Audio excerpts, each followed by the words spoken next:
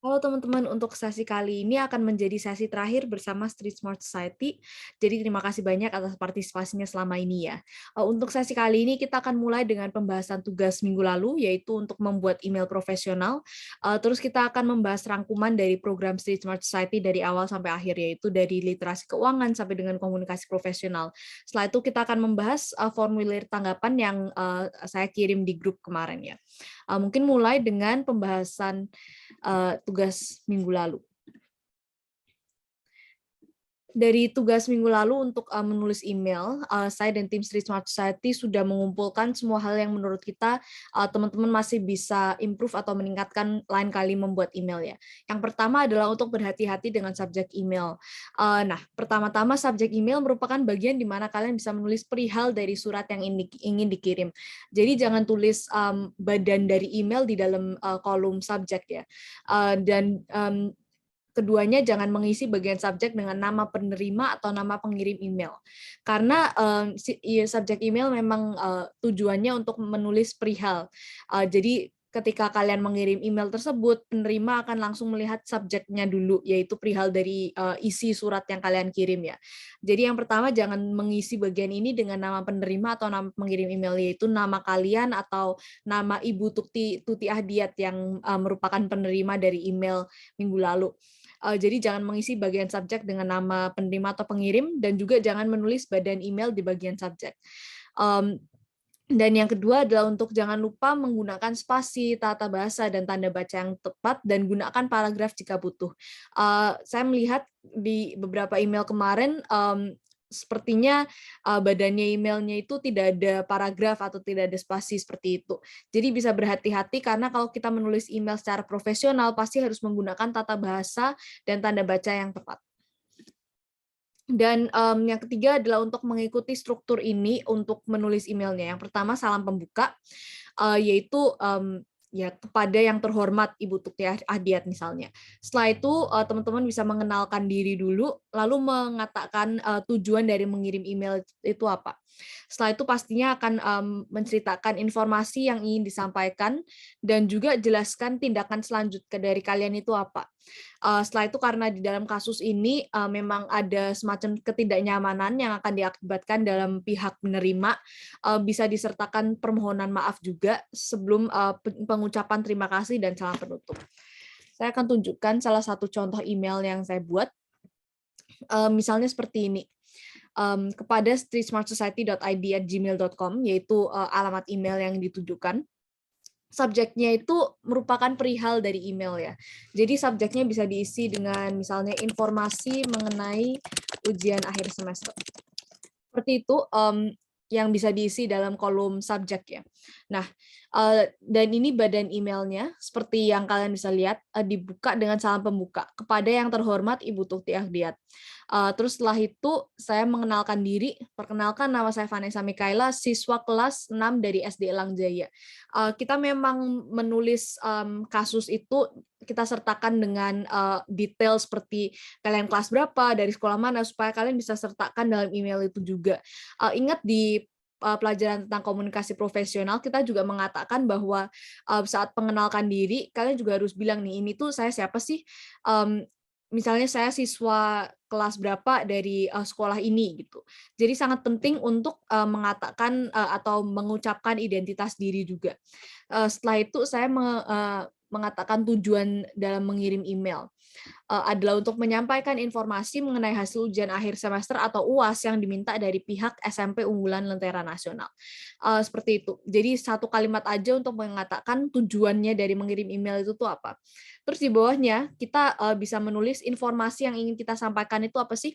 Jadi di sini informasi yang disampaikan adalah saya ingin memberitahu Ibu Tuti dan pihak SMP unggulan Lentera Nasional bahwa pada saat ini saya belum bisa mengirim hasil UAS tersebut karena adanya kendala dengan pengumuman nilai UAS untuk mata pelajaran bahasa Indonesia di sekolah saya. Jadi informasinya itu harus lengkap ya. Karena di dalam kasus yang kita kasih itu memang kendalanya itu dalam ujian atau hasil ujian mata pelajaran bahasa Indonesia harus disebut dengan detail dalam email tersebut. Terus ditambahkan dengan alasannya, yaitu hal ini dikarenakan adanya masalah dengan kunci jawaban untuk ujian tersebut. Jadi sebaiknya terus mengatakan detail dengan paling rinci gitu ya saat mengirim email seperti ini. Terus tindakan lanjutannya itu apa sih?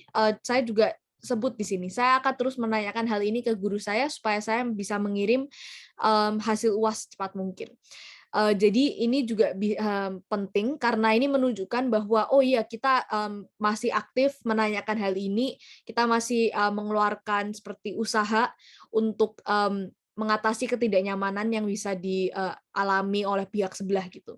Terus pastinya juga disertai permohonan maaf, yaitu mohon maaf atas ketidaknyamanannya dan terima kasih banyak atas pengertiannya. Jadi mohon maaf dan terima kasih seperti itu. Dan pastinya ditutup dengan salam penutup seperti salam hormat Vanessa Mikaela.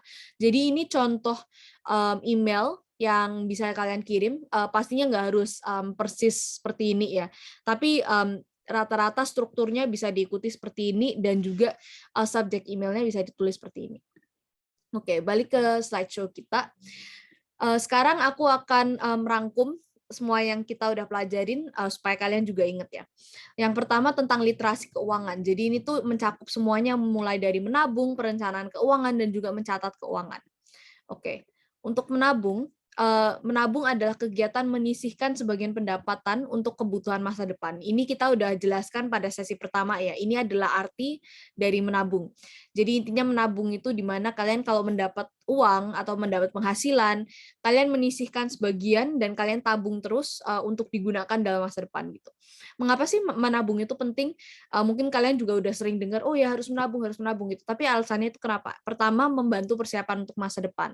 Karena di masa depan kita pasti ada pengeluaran tertentu yang mungkin kita tidak bisa antisipasi.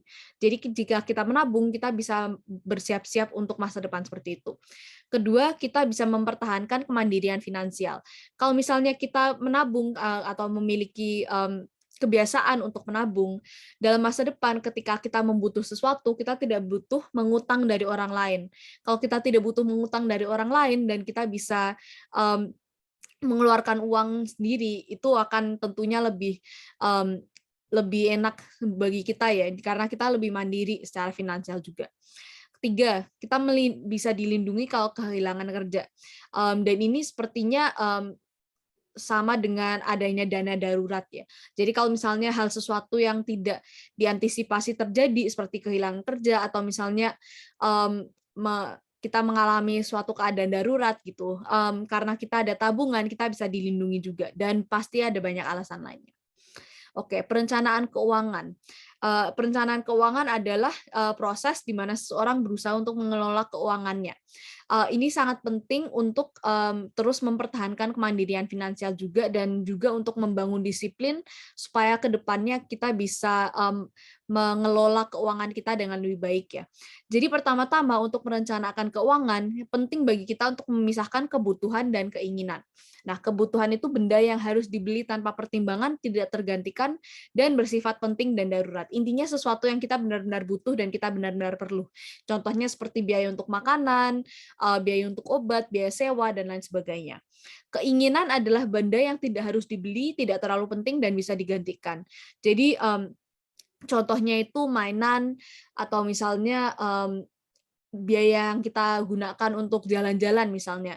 Walaupun kita pastinya boleh menggunakan uang untuk hal seperti itu, dan pastinya kita akan senang kalau kita menggunakan uang untuk hal seperti itu.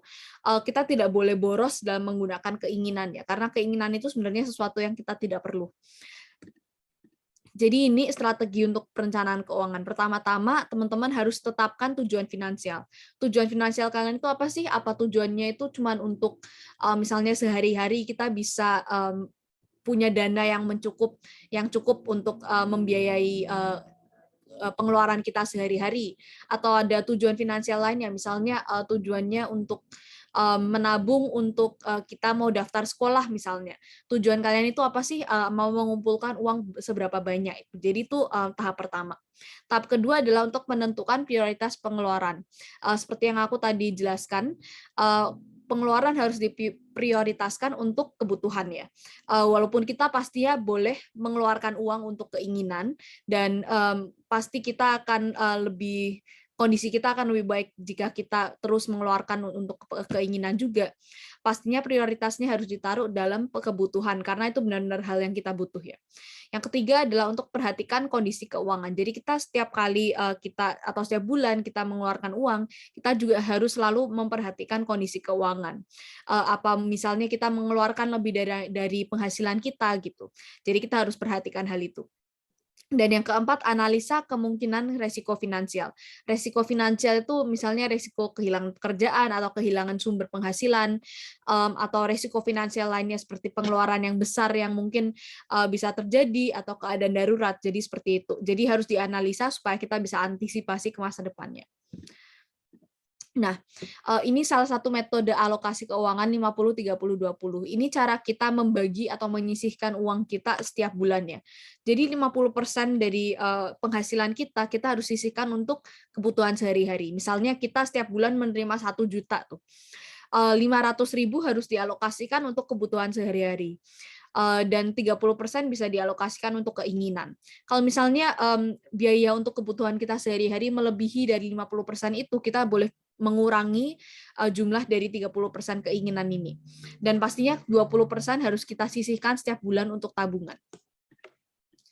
Ini piramida financial planning, jadi ini hanya menceritakan tahap-tahap untuk di mana kita financial planning gitu. Mulai dari paling bawah, seperti yang teman-teman bisa lihat, ini merupakan bagian yang paling besar ya. Jadi bagian paling besar itu harus kita taruh untuk memenuhi kebutuhan jangka pendek. Ini penting untuk mengelola pendapatan dan pengeluaran dalam jangka pendek ya. Dan yang kedua di atasnya, kita harus menyimpan tabungan di mana kita menyisihkan uang untuk tabungan masa depan. Ketiga, kita tentukan tujuan keuangan kita. Apa sih tujuan kita? Apa tujuan kita itu untuk membiayai sekolah atau misalnya membiayai biaya untuk rumah sakit gitu atau apa. Jadi tujuan keuangan ini harus ditetapkan dan ini juga harus dimasukkan dalam piramida financial planning. Nah, setelah semua kebutuhan di bawah ini dipenuhi, kita boleh fokus lebih ke masa depan ya. Yang pertama misalnya dana hari tua. Pertama-tama sangat penting ya untuk menyiapkan dana untuk masa depan sejak usia muda. Setelah itu terakhir untuk warisan. Jadi warisan untuk kekayaan atau sumbangan ke lembaga sosial. Jadi ini bisa untuk diwariskan untuk anak cucu, tapi juga bisa untuk menyumbang ke lembaga sosial juga. Oke, setelah dari literasi keuangan, kita bisa masuk ke komunikasi secara profesional ya. Oke, komunikasi profesional itu apa sih? Komunikasi profesional merupakan komunikasi yang efektif dalam penggunaan teknologi atau sosial media. Dan ini penting untuk menginformasikan atau mengajukan suatu hal, dan manfaatnya adalah untuk meningkatkan kinerja tim, menghindari kesalahpahaman, dan meyakinkan atau menginspirasi orang lain. Oke. Jadi ini struktur dari email profesional. Yang pertama untuk menggunakan alamat email yang profesional ya, seperti yang sudah dijelaskan oleh Kak Kezia di sesi terakhir. Sangat penting bagi kita untuk menggunakan alamat email yang menunjukkan identitas kita itu siapa. Jadi sesuatu yang menunjukkan nama kita dengan jelas supaya penerima juga tahu ini emailnya diterima dari siapa. Kedua, kita harus menulis subjek email yang ringkas, jelas, dan mewakili isi email. Seperti yang tadi aku jelaskan, subjek email itu mewakili perihal dari surat yang mau dikirim ya. Jadi subjek ini harus ringkas dan juga mewakili isi email. Jadi contohnya dalam ini, kalau misalnya kita mau mengirim email di mana kita mengajukan pertanyaan mengenai PR, contoh subjeknya bisa ditulis pertanyaan terkait PR matematika misalnya. Yang ketiga, teman-teman juga harus selalu memperkenalkan diri lewat email. Saya mengirimkan email kepada guru dengan maksud, dan maksudnya dari perkenalan diri ini itu pertama-tama perkenalkan diri. Nama saya siapa, saya dari kelas berapa, saya dari sekolah mana gitu misalnya. Dan pasti kalian juga harus menyebutkan tujuan kalian dalam mengirim email itu seperti apa. Dan setelah badan emailnya, di bawahnya pasti ada badan emailnya, setelah itu harus ada ucapan terima kasih pada akhir email. Terima kasih sebelumnya atas waktunya, terima kasih atas pengertiannya, terima kasih atas kerjasamanya, misalnya seperti itu. Dan pastinya harus selalu menggunakan salam pembuka dan penutup yang tepat ya. Jadi salam pembukanya terutama kalau kita berbicara dengan seseorang yang lebih tua harus menggunakan dengan hormat, yang terhormat, yang kami hormati dan lain sebagainya. Dan salam penutupnya bisa menggunakan salam hormat, hormat kami, hormat saya seperti itu. Oke, terima kasih banyak teman-teman. Sekian dari rangkuman yang ingin saya sampaikan serta dengan tim Street Smart Society. Jadi jangan lupa mengisi formulir tanggapan yang sudah saya kirim kemarin. Jadi sebenarnya udah ada beberapa yang isi sih, tapi ada beberapa yang belum isi juga. Jadi kalau teman-teman belum isi formulir ini, tolong diisi ya, karena ini penting bagi kita untuk meningkatkan program kita ke masa depannya. Jadi tinggal diisi aja semacam refleksi topik-topik apa aja yang paling berkesan buat kalian, dan juga kalian bisa menilai program literasi keuangan dan komunikasi profesional. Jadi beri nilai untuk pengetahuan kalian sebelum dan setelah mengikuti program Street Smart Society. Dan terakhir cuman tanggapan aja sih, tanggapan secara umum apa aja yang sudah dilaksanakan dengan baik dan apa aja yang masih bisa diperkembangkan, dan apa usulan kalian untuk masa depan dari Street Smart Society. Oke, sekian untuk sesi kali ini. Terima kasih banyak sekali lagi atas partisipasinya. Saya mewakili tim Street Smart Society untuk mengucapkan mohon maaf jika ada kesalahan apapun, dan sukses terus dan semoga bermanfaat pengetahuan yang kita sampaikan sejauh ini. Terima kasih banyak teman-teman.